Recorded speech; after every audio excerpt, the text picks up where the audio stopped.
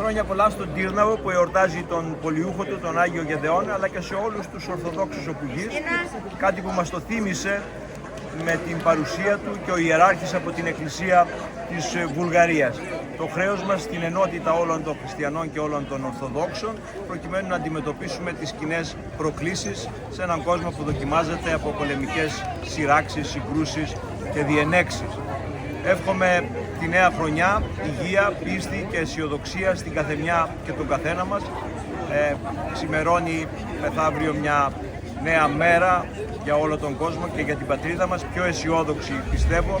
Η Ελλάδα με ισχυρές ένοπλες δυνάμεις, με οικονομία που πατάει σταθερά στα πόδια της, και αυτό επιβεβαιώθηκε και με την εκλογή του Έλληνα Υπουργού Οικονομικών ως Προέδρου του Eurogroup, μπορεί να ατενίζει με περισσότερη αισιοδοξία το μέλλον. Χρόνια πολλά, καλή χρονιά με υγεία και κάθε καλό στην καθεμιά και τον καθένα.